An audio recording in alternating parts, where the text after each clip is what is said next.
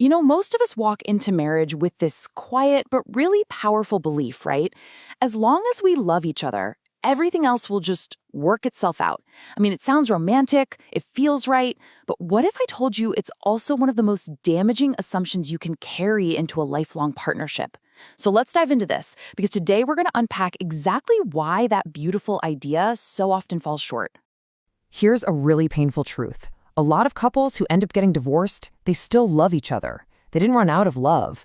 What they ran out of was capacity, or skills, or maybe even just support. So look, this explainer is not here to diminish love. Not at all. We're actually here to rescue it from being asked to do a job it was never ever designed to do on its own. So where does this whole problem even start? Well, it really begins with how we define the word love in the first place. This, right here, is the absolute core of the whole issue. Now, what's so interesting about this is how it breaks down what our culture tells us versus what a marriage actually needs to survive. When most of us say, I love you, we're talking about a deep feeling, right? Affection, attraction, this amazing emotional connection. And let me be clear, those are all wonderful things. But the thing is, they're responsive. They're a reaction to how someone else makes us feel. A marriage, on the other hand, it needs something foundational. It needs a choice. It needs intentional action. It needs an anchor that's going to hold firm even when the feelings inevitably change.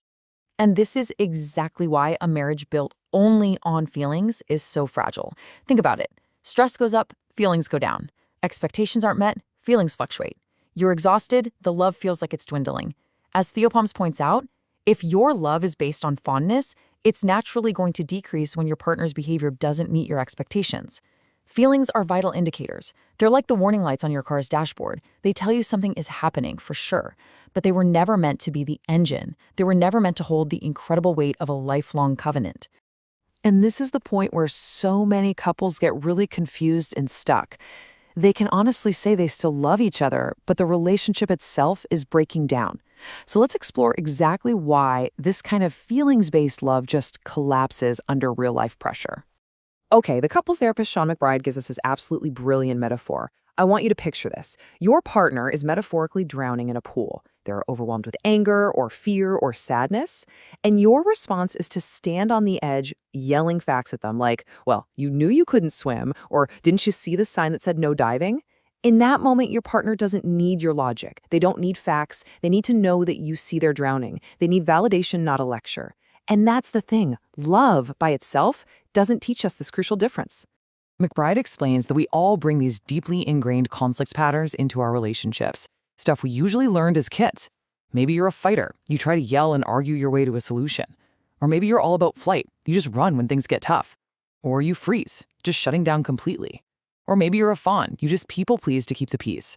Without the actual skills to manage these automatic responses, love just gets caught in the crossfire. We end up hurting the very person we love because we honestly don't have the tools to do anything else. And this right here, this just nails the core issue perfectly. As Monica Hoyt highlights, your love for someone, no matter how powerful, it cannot heal their unresolved trauma. It can't magically undo those coping patterns we just looked at. It can't teach you emotional regulation or create a shared purpose where one just doesn't exist. Love can be the reason you decide to do the hard work of growth, but it can never be a substitute for the work itself. Okay, so we've talked a lot about the problem. Let's pivot. If feelings aren't enough, then what is? Well, it all starts by reframing love from this passive feeling we just fall into to an active choice we have to make every single day. The source, the Opiemus, introduces us to a completely different category of love. It's called agape, and this is what Scripture calls God's standard of love. See, it's not based on those fleeting emotions or how well your partner is performing. It's a choice. It's rooted in sacrifice and commitment. It's all about who you decide you're going to be for your partner. And just look at how different this is. Intentional love says, you know what? I'm going to choose to serve you even when I don't feel like it. Sacrificial love gives freely without keeping a tally. Redemptive love asks, how can we fix this instead of whose fault is this?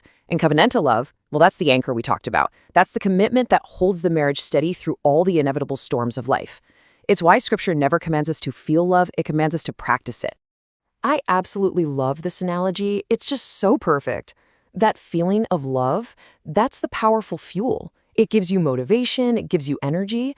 But without a well-built engine, a structure made of skills and shared purpose and healing, that fuel just burns up. It gets wasted in pointless arguments and frustration. It doesn't actually take the relationship anywhere. So, what does that engine actually look like? What are its parts? Well, this is where we get into the framework. Here are 3 essential pillars that love, all on its own, simply cannot replace. These right here are the non-negotiables. First, you've got spiritual unity. This is about a shared submission to God that gives you a higher authority when conflict hits and a real foundation for forgiveness. Second, life purpose compatibility. I mean, are you two actually heading in the same direction? Because if you're not, love just turns into friction. And third, personal healing. This is a willingness for both people to do their own inner work, because a healthy we requires 2 healthy individuals. You know, a huge mistake so many of us make, often without even realizing it, is creating this flawed structure. We expect our spouse to be our primary source of love and happiness and validation. But like the couple from Not Easily Broken realized, a human source is always going to be limited. They will eventually disappoint you, they'll get tired, they'll become exhausted. You simply cannot give what you do not have. But now look at what happens when you flip the script. This is so interesting because it changes the whole flow. When God becomes the source, love is no longer something you demand from your spouse. It becomes something that flows through you to your spouse. You start loving from a place of fullness, not neediness, and that changes everything. You stop demanding perfection and you start offering grace because you're no longer trying to draw water from an empty well. So, the crucial point here is understanding how we actually apply all of this. This isn't just theory, right? Let's just slow down for a moment. Take a breath. Let's make this personal with some guided reflection. Seriously, just think about it for a second. What was modeled for you growing up? What did movies and songs and culture teach you that love was? Your answer to this question really shapes your expectations in such a profound way. Okay, next one. Where have you placed the burden of your ultimate happiness or your security or your sense of worth on your spouse, on another limited human being? That is such a heavy weight for any person to carry. And finally, this is the gut check question. Be really honest with yourself. Is the phrase, "but we love each other," your reason for staying comfortable in unhealthy patterns? Or is it the fuel that's actually pushing you to do the hard, necessary work of personal healing and growth? So, at the end of the day, love is not weak, it's not naive, and it's not insufficient. But it has to be positioned correctly. Love is the powerful why. It's the reason you commit and the reason you persevere. But the how you actually build a thriving, resilient, lifelong marriage, that requires so much more. It requires wisdom and unity and a commitment to healing and a source bigger than just the 2 of you. And when you have that foundation, that's when love can truly, finally flourish. In the next episode, we'll answer the natural question this raises. If love isn't enough, why does Scripture place such a high value on it? We'll explore the kind of love that actually sustains marriage and why, when properly understood, love really is enough.